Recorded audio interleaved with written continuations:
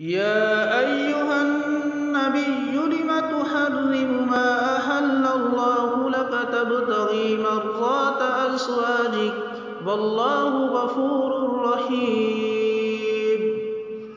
قد فرض الله لكم تحلة أيمانكم والله مولاكم وهو العليم الحكيم.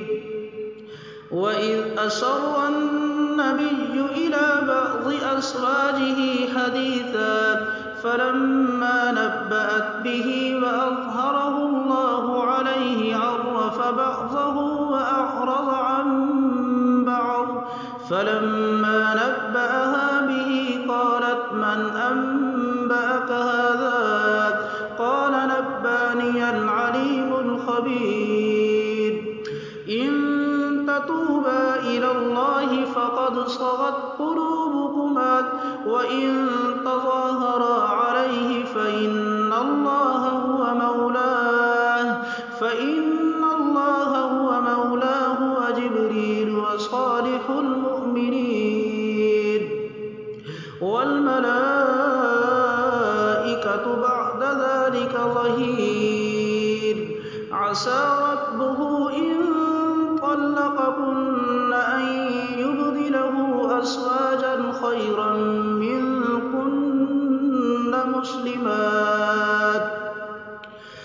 مسلمات مؤمنات قانتات تائبات عابدات سائحات ثيبات وأبكارا. يا أيها الذين آمنوا قوا أنفسكم وأهليكم نارا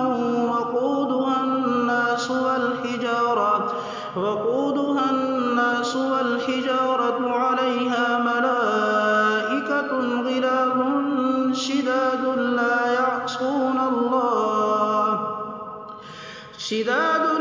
يعصون الله ما أمرهم ويفعلون ما يؤمرون.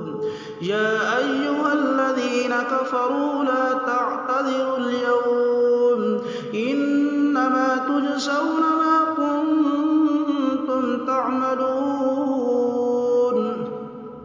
يا أيها الذين آمنوا توبوا إلى الله توبة نصوحا عسى ربكم أن يكفر عنكم سيئاتكم ويدخلكم جنات تجري من تحتها الأنهار يوم لا يخزي الله النبي والذين آمنوا معه نورهم يسعى بين أيديهم وبأيمانهم يقولون ربنا أتمم لنا نورنا واغفر لنا إنك على كل شيء قدير. يا أيها النبي جاهد الكفار والمنافقين واغلظ عليهم ومأواهم جهنم وبئس المصير.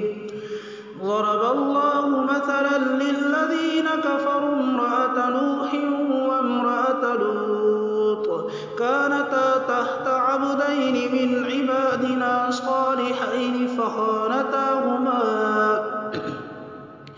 فخانتاهما فلم يغنيا عنهما من الله شيئا وقيل ادخلا النار مع الداخلين.